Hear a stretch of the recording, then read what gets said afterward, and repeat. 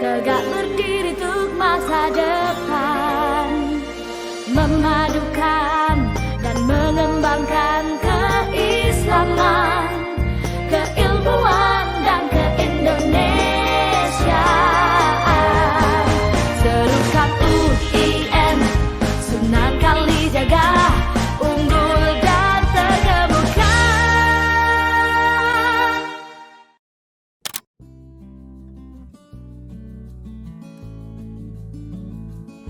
Assalamualaikum warahmatullahi wabarakatuh. Waalaikumsalam warahmatullahi wabarakatuh. Kita sudah punya dua profesor lagi. Yang satu adalah Profesor Doktor Filosofi Kiai Haji Sahirun Syamsuddin MA. Selamat Prof Yai. Terima kasih Pak. Ya, berkat Pak Rektor juga. Alhamdulillah. Alhamdulillah. Perjuangan panjang tidak sia-sia.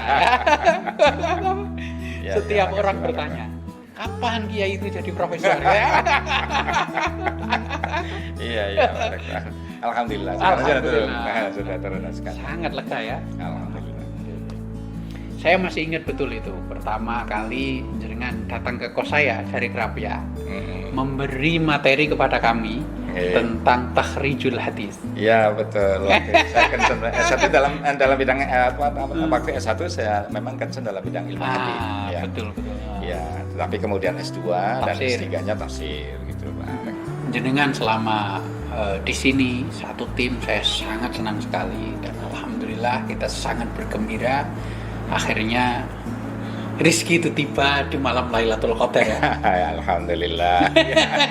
Ini Lailatul Qadar untuk kita semua. Untuk dunia ya Untuk betul. kita ya. Dan ini nanti video tayang setelah Lebaran ya Don ya. Nggak apa-apa. Ya. Tapi yang jelas kita sudah langsung podcast untuk mensyukuri ini. Alhamdulillah. Ya tentunya saya secara pribadi berterima kasih ya kepada UIN Sunan Kalijaga, ya wabil khusus pada Pak Rektor ya kan, WR1, WR3 dan juga seluruh pimpinan ya di UIN Sunan Kalijaga. Dan tentunya yang saya selalu tidak lupa berterima kasih pada Pak Yudian, Profesor Dr. Andes Kiai Haji Yudian Wahyudi MPhD yang sejak dulu memberikan semangat yang sangat luar biasa, mulai dari dulu di Megil sampai dengan detik ini. Jadi, Kita sebagai trio. sebagai trio. Jadi Pak Rektor itu bersama saya itu sering komunikasi dengan Pak Yudian ya kan. Membuat Supermi. Menjadi Superman ya, karena makanannya ternyata cuma Supermi. Iya siap Pak Rektor. Dan kita ditakdirkan bersama terus.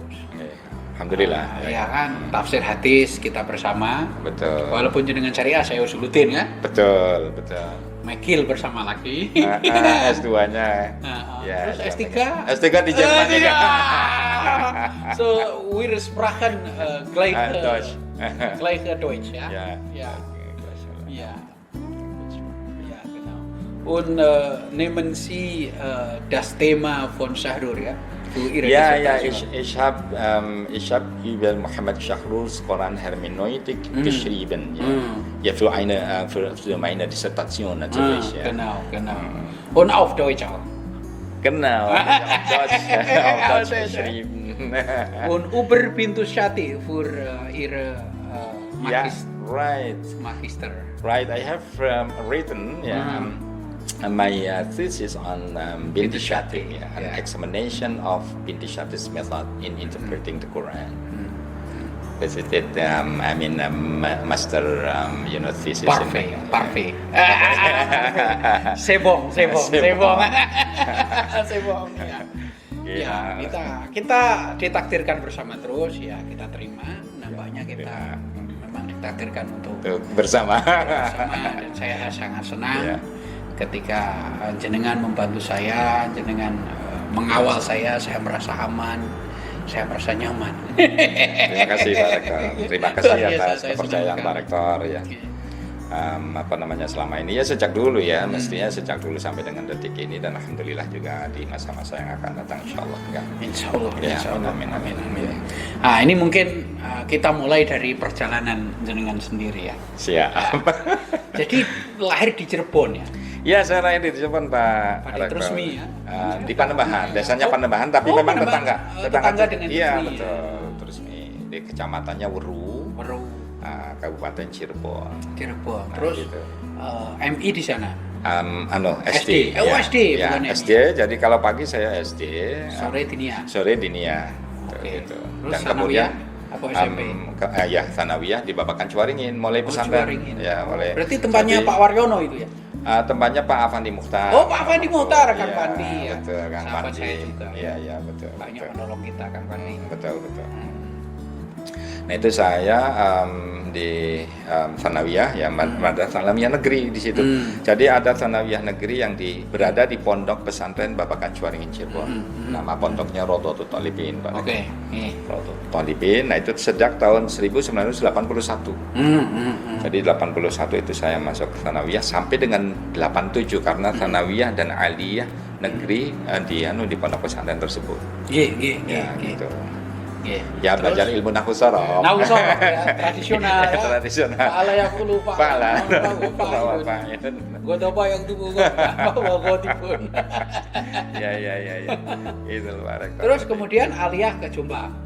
Enggak, alias masih di Babakan Cuaringin. Oh, masih di Iya, kan Cuaringin. itu dari 81 ya kan sampai dengan 87 kan. Iya. Jadi 3 tahun Sanawiyah lalu 3 tahun Aliyah. Gitu. Jadi cukup lama di Babakan Cuaringin dan disitulah saya mendapatkan ilmu yang awal tentang ilmu alat, ilmu nahwu, sorof, fikih, iya betul, i'lal. Emeriti. Betul, nahwu gitu. Surumia. Iya. Terus kemudian ke Jombang atau ke Krapia?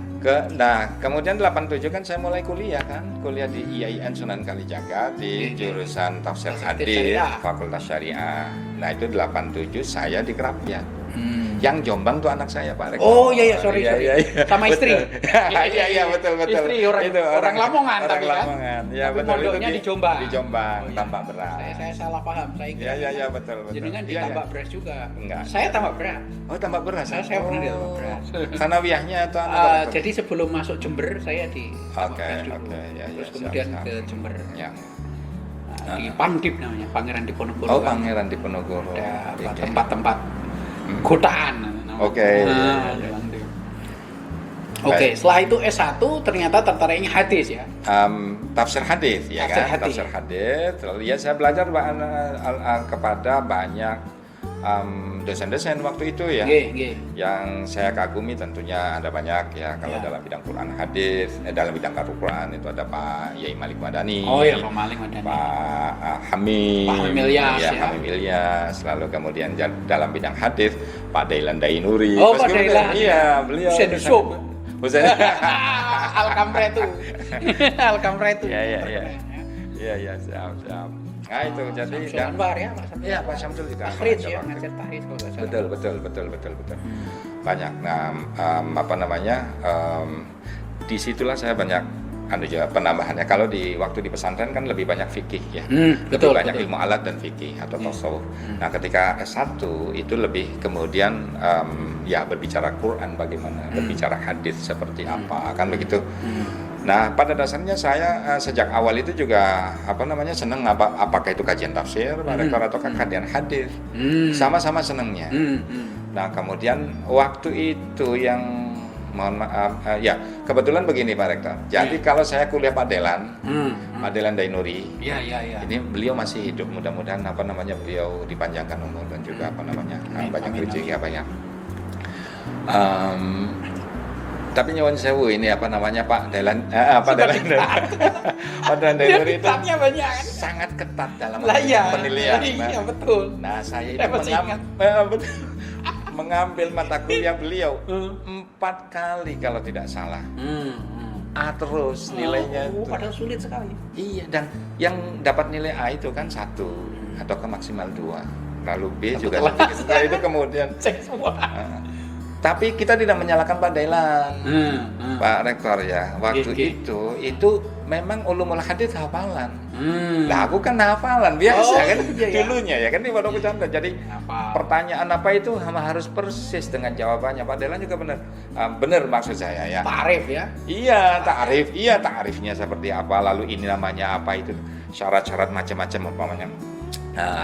Untuk syarat wa arkan ya pokoknya syarat hadits sahih itu harus apa saja umpamanya kan begitu ya, itu harus persis betul. Ada ittisal sanad misalnya, lalu ada kualitas rawinya adil dengan dobit umpamanya kayak begitu, dan diadil dengan dobit itu sendiri ada peringkatnya sekian, itu harus hafal betul. Nah saya waktu itu jadi bisa, oh iya kayaknya modelnya begini nih. Ketika ujian begitu ya. Nah itu saya bisa mendeteksi. Maksud saya bisa merasakan, sehingga kemudian saya hafal betul. Ya.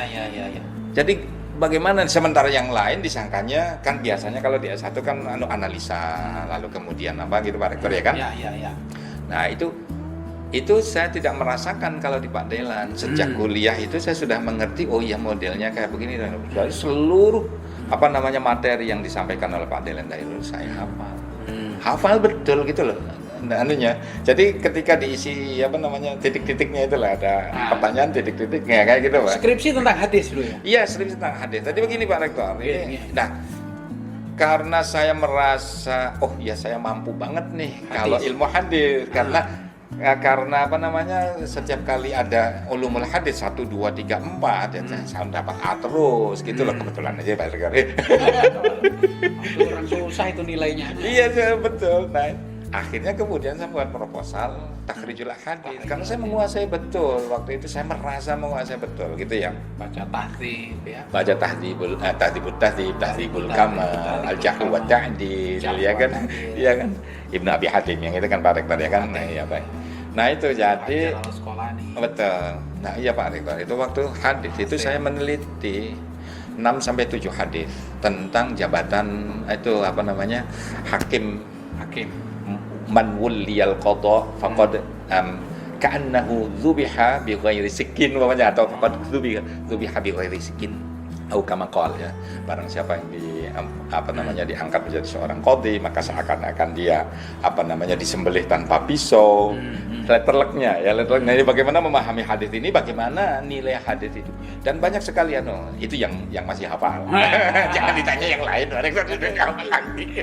Ya kebetulan malah disertasi saya yang hadis kan. Oh iya kan, disertasi saya kan sirah, tabaqat. Iya betul Hadis iya. Berarti berbalik ya. Berbalik. Tapi dulu kalau nggak salah jenengan tafsir. Itu tafsir dan orientalis kalau nggak salah. S1. Oh S1. S2 kan Said Qutb. Iya. Jenengan kan Bintu Syati. Ya. Berarti dari studi hadis kemudian ke studi tafsir. Betul. Sampai Syahrul. Nah, ini apa persamaan antara Syahrul dan Bintu Syati menurut jenengan? Jadi begini Pak Rektor, wah menarik pertanyaannya. Kan berlanjut. Iya. Jadi betul. Ada 3 mazhab di dalam tafsir kontemporer nih ya. Masing di tafsir di masa kontemporer ada 3 mazhab besar. Meskipun bisa terinci lagi ya. Yang pertama saya sebut sebagai quasi objektivis konservatif. Nih, orang-orang atau para pemikir penafsir maksudnya ya. Yang punya pandangan bahwa seseorang ketika memahami ayat-ayat suci Al-Qur'an itu harus menggali original meaning, makna yang original waktu zaman Nabi. Nah, baik, itu namanya kuasi objektivis. Mengapa ada kuasinya di Pak Rektor ya? Pak Karena Rektor tidak bisa objektif. 100% tidak bisa. Nah, ini kalau sudah ke Jerman susah ini. Sudah sama ilmunya, sudah sama ilmunya. Iya, satu guru satu ilmu. Jadi kuasi objektivis kan gitu ya. Jadi tidak objektivis 100%. Ini tidak perlu. Ini sudah gadamer ya. Sudah gadamer. Sudah bukan dilte lagi ya. Bukan dilte lagi, bukan selain makar lagi. Bukan selain makar, sudah gitu. gadamer ini. Betul. Jadi gitu Pak Rektor. Jadi ada kuasi objektivis konservatif. Konservatif. Nah, mengapa kemudian ada konservatif itu? Dari setelah original meaning ya, makna original itu didapati dengan berbagai macam analisa bahasa, Sola scriptura. Nah, baik. Nah ini kalau bicara hermeneutika Pak. Nggak apa-apa kan, ini agak serius ini, lain ini. Ini profesornya sudah lama sebetulnya. Kemarin itu formalitas aja. Siap Pak Rektor. Baik Pak Rektor. Nah, kenapa konservatif istilahnya? Original meaning ini tadi, makna tekstual dan original meaningnya tadi itu dipertahankan, conserve, dipertahankan sampai detik ini di masa kontemporer. Jadi misalnya Al-Quran mengatakan misalnya fankihu ma taba lakum minan nisa matna wa thulatha wa ruba'. Pokoknya poligami, pokoknya 2, 3 sampai 4 pokoknya gitu. Itu diteruskan sampai sekarang itu. Baik. Jadi makna letterleknya, makna originalnya itu bertahan di situ. Oke. Kedua?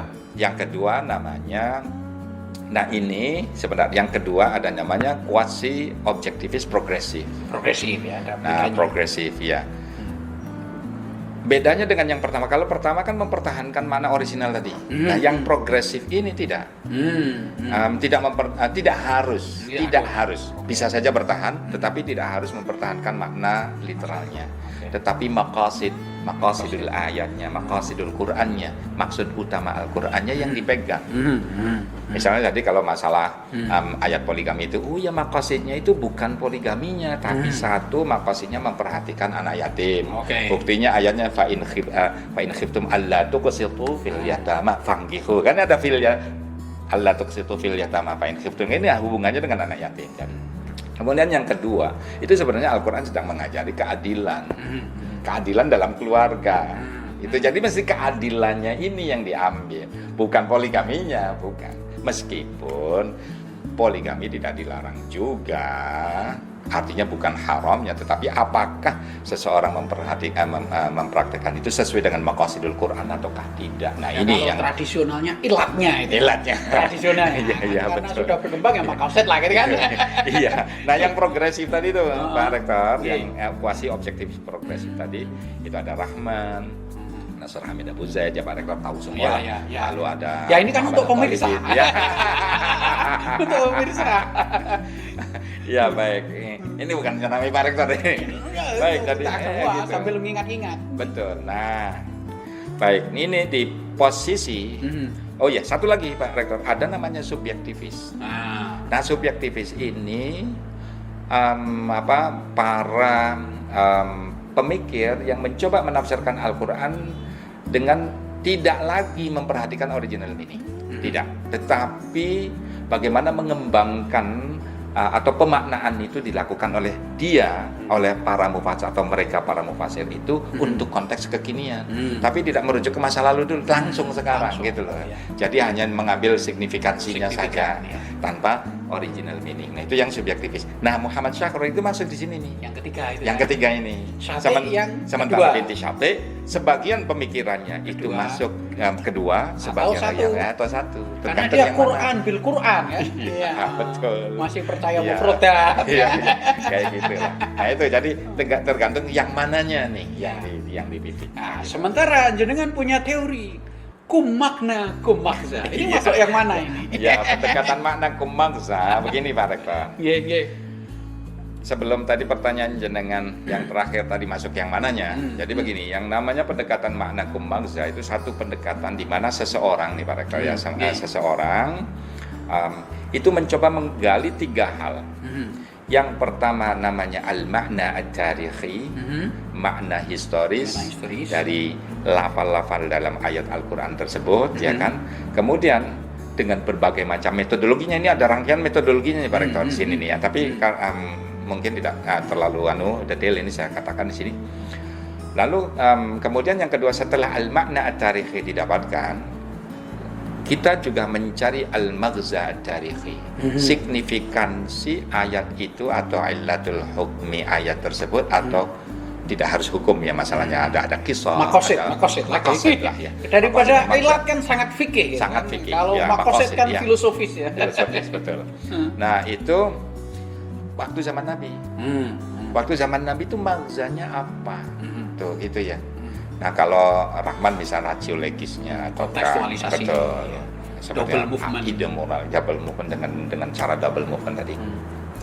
Kemudian yang ketiga tidak hanya berhenti di sini Pak Rektor, tapi ada namanya al-maghza al-mutaharrik al-mu'asir. Jadi signifikansi ayat ini untuk konteks kekinian apa? Dinamisasi Dinamisasi ya. di situ mutaharrik. Dinamisasi.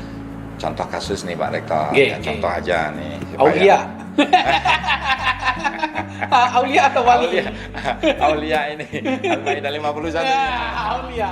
Jadi Ini begini. yang bikin jenengan di syuting TV gitu kan. Dikutip di koran. Betul. Ini Begini. kiai tapi kawannya Ahok ini. Gini Pak Rektor. Iya. Ini kan ini bukan masalah Pak Ahok ya. Enggak. Ini bagaimana kita memahami secara baik dan benar terhadap Al-Maidah 51 kan ini anunya ya apa namanya koinnya nih. Kalau kita ambil letter luck-nya nih, itu kan bunyi ayatnya A'udzubillahi minasyaitonirrajim. Ya ayyuhalladzina amanu la tattakhidul yahuda wan nasara awliya. Nih, saya potong di sini dulu.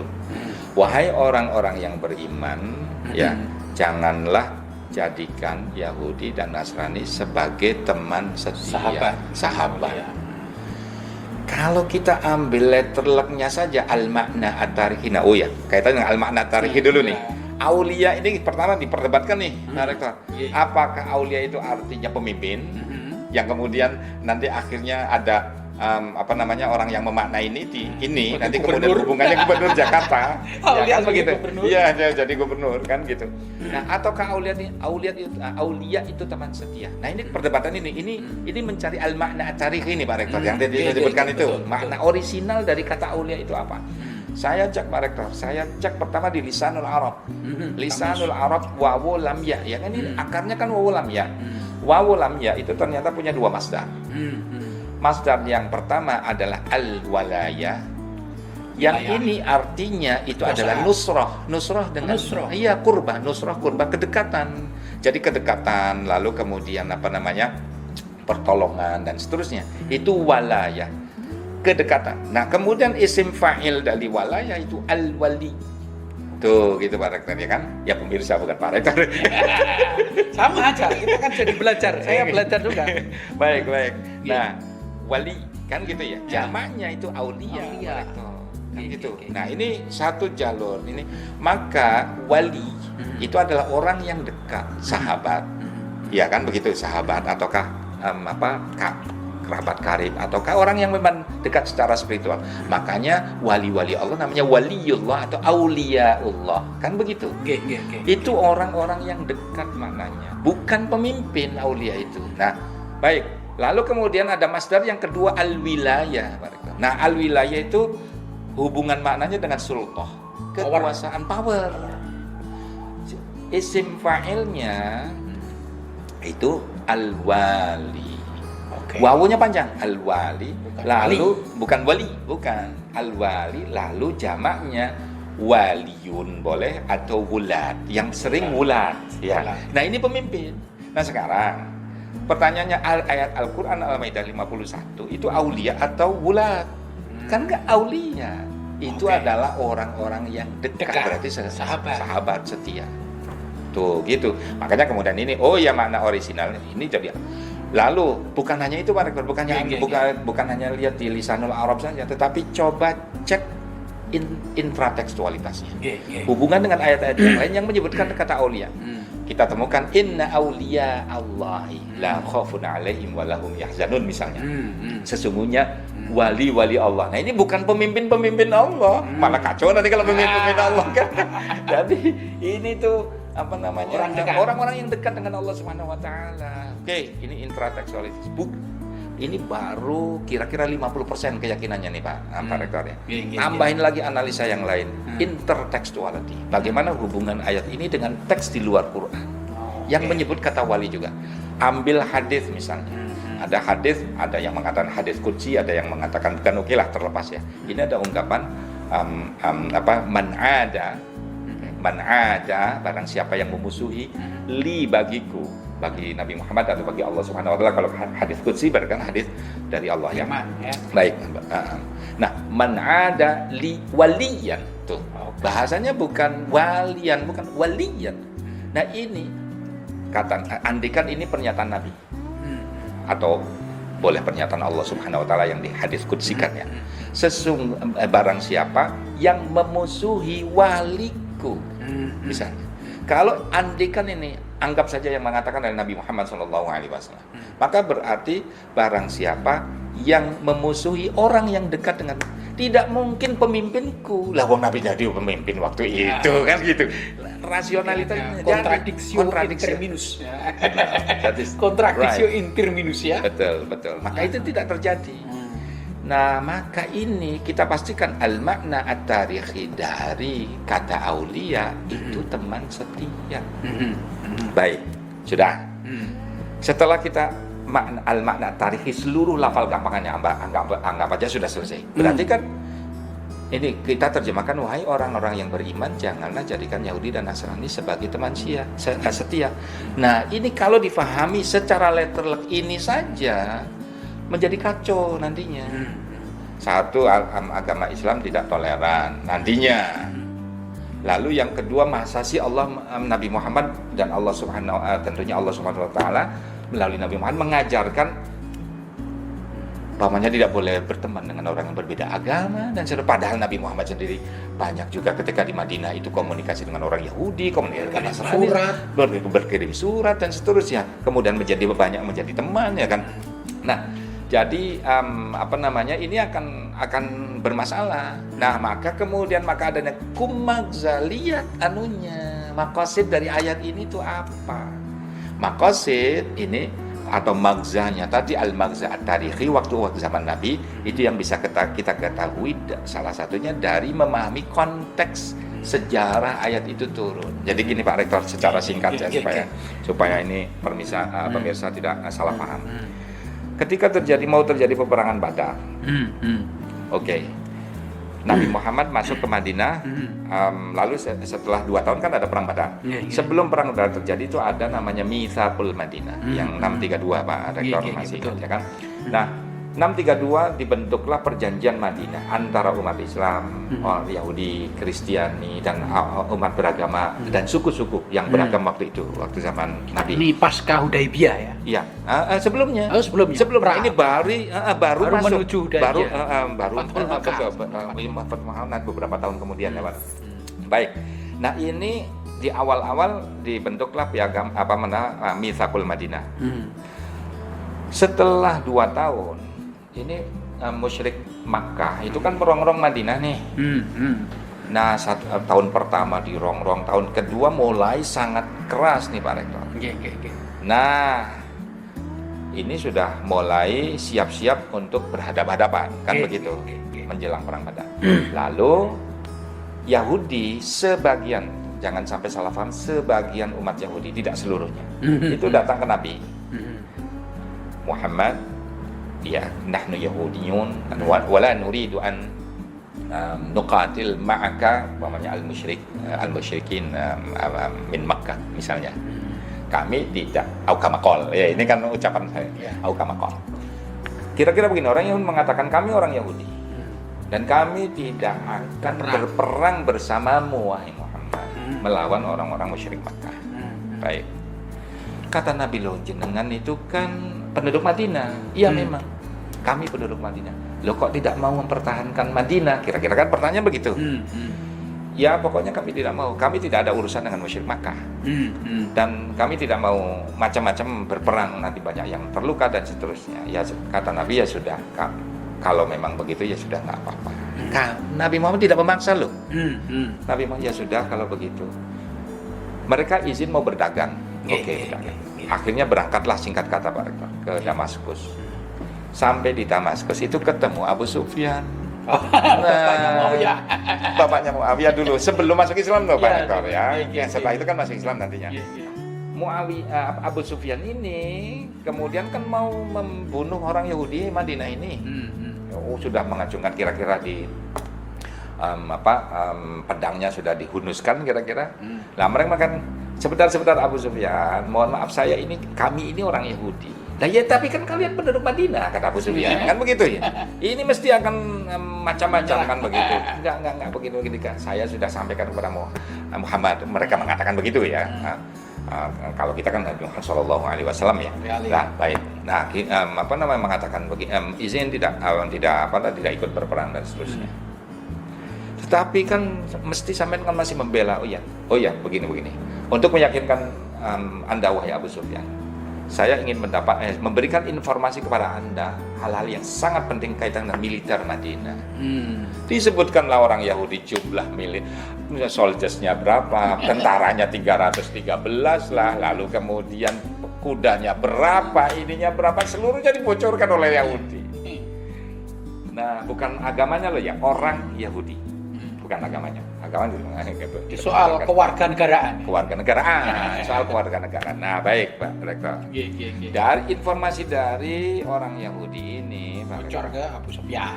Dibocorkan ke Abu Sufyan. Abu Sufyan langsung memerintahkan seseorang mengirim ke Makkah untuk memperbanyak tentara Makkah dalam rangka melawan Madinah. Udah. Ketika mobilisasi besar-besaran di Makkah ini, Rasulullah mendengar. Loh, ada mobilisasi besar-besaran di Makkah ini, ada apa sih? Lalu Rasulullah mengutus intelijennya, namanya Ubadah bin Samit. Ubadah, kamu ke Makkah.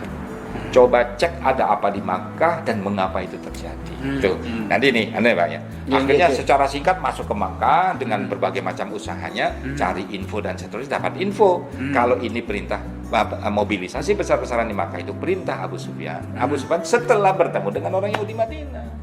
Jadi ini masalahnya itu bukan masalah pertemanan, Pak. Trust, pengkhianatan, trust. Warga. Ya, betul. Orang Madinah membocorkan rahasia Madinah. Betul. Maka ayat Al-Maidah 51 itu jangan dipahami letterleknya, tetapi maksud utamanya jangan melakukan pengkhianatan terhadap perjanjian bersama secara nasional di politik ya. Barang siapa yang mengkhianati perjanjian ini, maka siap-siap untuk tidak dipercaya lagi. La tattakhidul yahuda wan nasara auliya. Orang yang walaupun orang Muslim pun kalau membocorkan sama saja. Persis. Wala tatah itu tadi. Nah, karena bangsanya itu Pak. Ya, mantap. Nah, ini aku dikerjai Pak Rektor ini. Inilah profesor ini kan sudah lama sebetulnya. Kemarin itu cuma formalitas saja.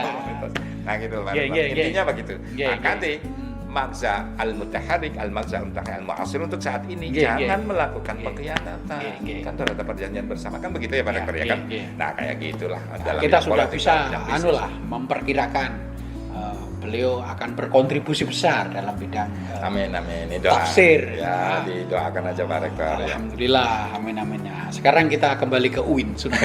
baik Alhamdulillah ya, UIN kita lancar semua ya.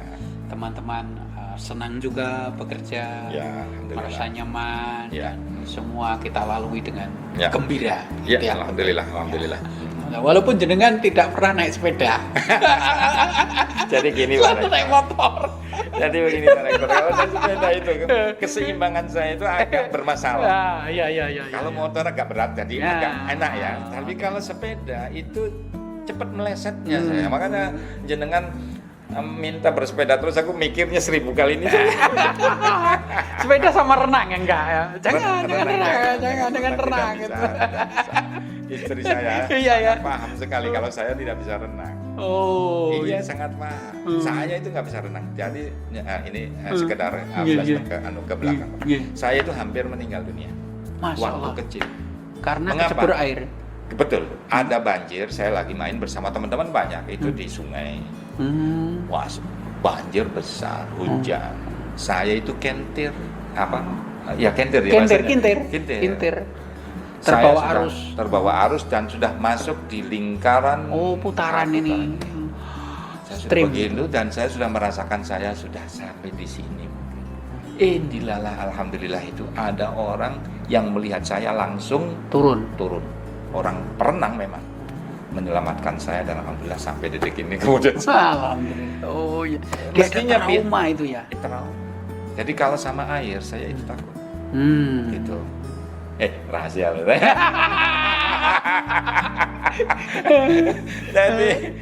jadi kalau jenengan membawa saya ke lautan, jenengan pernah tahu punya rencana ke Karimun Jawa. Nah, aku mikirnya 1000 kali Pak Rektor. Jadi paham saja kalau jenengan, kalau saya tidak ikut berarti itu tuh alasan, bukan alasan yang lain. Iya. Betul, saya pernah di NTB, kan dari Bali, lalu ke NTB pakai Boat. bukan, pakai besar sebenarnya, besar, perahu besar, apa namanya? Ferry. Itu waktu tahun 2009, hujan besar, angin sudah sangat besar, kencang, ferry itu sudah goyang kayak begini, sampai istilahnya apa, kepala ferrynya, kaptennya mengatakan, Bapak Ibu, nakodanya mengatakan, Bapak Ibu silakan tiarap, jangan duduk apalagi berdiri, situasi sangat buruk, cuaca sangat buruk, hujan sudah masuk ke Siapa yang saya lakukan Pak Rektor? Apa? Cuma satu, baca ayat kursi, Fatihah dan ayat kursi, selesai, itu saja. Saya sudah menyerah, ya Allah kalau memang umurku sampai di sini ya sudah. Lambung itu besar sekali, ombaknya besar sekali. Itu tahun 2009. Baru aja ya? Baru. Waktu itu ada program Kementerian Agama namanya Sanawiyah Satu Atap. Yang kerjasama dengan Australia. Ya. Lalu kan ada bukan monitor, apa sih istilahnya ya, pengecekan ya, evaluasi, assessment mana pondok pesantren yang sudah punya ibtidaiyah dan belum punya sanawiyah kan Pak. Nah itu. Jadi kalau jenengan pamannya jadi catur aja lah gitu. Kalau catur pingpong bisa. Lalu badminton bisa. Bulu tangkis ya. Tangkis bisa. Iya, meskipun kemudian ada masalah di sini ya, saya karena tapi pingpongnya bagus waktu kemarin itu. Alah, ini bednya itu lo jelek banget. Iya. Jadi, mantap. Ya gitu loh Pak Rektor. Dan kita akan apapun yang terjadi, pokoknya kampus 2 mudah-mudahan berhasil dibangun ya masa jenengan Pak Rektor ya kan. Dan kita sedang terus berusaha Pak Rektor. Ini kan tahun 2022 kan kita dapat SPSN toh Pak Rektor di sini. Gedung kuliah terpadu ya dari Kementerian Agama dan juga SPSN-nya dari Kementerian Keuangan. Dan ya mudah-mudahan tahun 2023 ini UIN Sunan Kalijaga barangkali ini kan masih punya rezeki, entah dari manapun kemudian bisa membangun kampus 2-nya ya. Dan mudah-mudahan Pak Rektor sukses ya kan. Amin. Kita semua sukses. Kita sukses tentunya ya kan begitu. Nah, kita berusaha tetap Pak Rektor. Mudah-mudahan sukses kan milik bersama. Ya betul. Dan mudah-mudahan jenengan jadi profesor seluruh UIN bergembira. Coba itu lihat itu. Foto jenengan ada di mana-mana kayak mau nyalon legislatif gitu. Profesor Kiai Sairon itu ini mau nyalon legislatif atau jadi profesor ini. Saking banyaknya.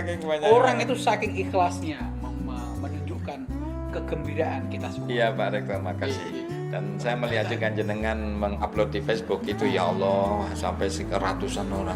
Ini Pak Rektor ini luar biasa ini. Saya katakan apa namanya? Aku sendiri belum mengucapkan terima kasih belum. Jenengan kan kiai saya. Saya masih ingat ya.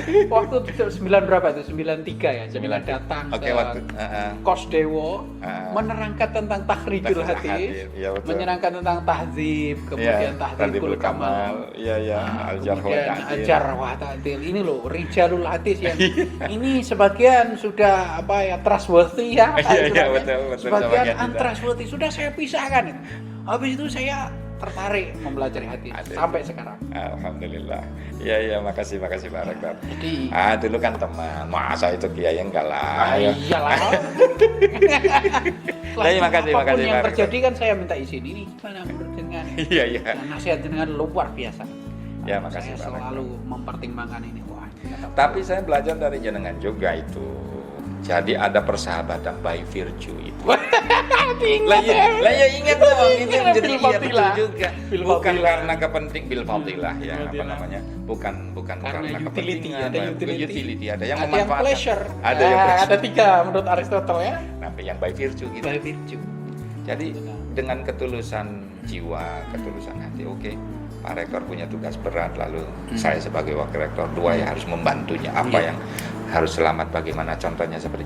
Makanya jangan kaget Pak Rektor kalau saya sering umpamanya, Pak ini berbahaya, Pak ini tidak benar sesuai dengan aturan. Coba cek ininya Pak Rektor. Coba kita gini kayak gitu. Itu Dan saya sangat berterima kasih. Berapa kali saya diingatkan dan jadi saya terbuka. Saya lebih baik Ya, dimarahi dan kita berkelahi tetapi hasilnya hasil bagus kemudian daripada yes dibiarkan. man, gitu Yes ya. man, kemudian itu Jadi menjebloskan. Aristotle yang sama mengatakan. Ya makanya itu saya belajar dari jenengan.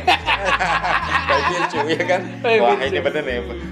Friendship yang by virtue. By ya kan? virtue, Persahabatan. friendship by pleasure, friendship by utility. By utility. Nah yang by virtue itulah By yang virtue ya. Iya betul. Dan Jadi, perhatikan ini iya, saya iya. harus menekankan lagi Pak Rektor. Iya. Saya dengan Pak Yudian, saya bersahabat meski kami senior. Ya, kan? sama-sama, kita bertiga. Itu by virtue semua. By virtue semua. Tidak punya kepentingan apapun. Iya kan? Beliau punya posisi atau tidak? Teman-teman. Teman, bukan karena lalu kemudian kayak begitu. Nah, Persahabatan yang jenengan katakan tadi itu yang harus ditekankan. Beyond utility. Beyond utility. Bukan hanya karena ingin sesuatu. Ya, ini para pemirsa. Lah, iya. Kami Jadi- bersahabat di Montreal. Betul. Ketika kita kalah. Kita jangan dibuka lagi. Iya, jadi gitu. Tapi ini pelajaran bagus ini Iya, untuk iya. pemirsa ya. Iya. Untuk pemirsa ini Pak Rektor menyampaikan itu ada friendship yang by virtue, Hmm. persahabatan yang tulus, ikhlas. Hmm. Dan ini ketulusan ini itu dilihat ketika seseorang itu Pak Rektor, terutama nih, ketika dalam keadaan Terjepit. terjepit. Hmm. Ketika terjepit atau apa itu mau menyapa tidak, mau membantu atau tidak, mau atau naik. Kalau mau berarti itu by virtue. By virtue. Tapi kalau jenengan jadi jabat jadi rektor lalu orang mendekatin semua lalu ingin mendapatkan apa maunya, nah itu lain, itu baik. Utility atau pleasure. Atau pleasure. Main sepeda. Main- Berenang. Iya, iya, itu, berenang. pleasure Gitu, itu ya, ya. ya, gitu ya. Oke. Ini sudah berapa menit, Mas Doni? Oke. Ya, sudah. Oke. Kita akhiri Pak Pemirsa. Begitu kita sangat gembira beliau Profesor Kiai Sairon akhirnya secara resmi menjadi profesor walaupun beliau sudah pantas profesor puluhan tahun yang lalu. Dan alhamdulillah kita tambah satu dan beliau menjadi kiai kita di rektorat ini. Begitu. Sehat-sehat, tetap bersemangat, jangan lupa olahraga. Makan jangan terlalu sedikit ya. Assalamualaikum warahmatullahi wabarakatuh. Waalaikumsalam warahmatullahi wabarakatuh.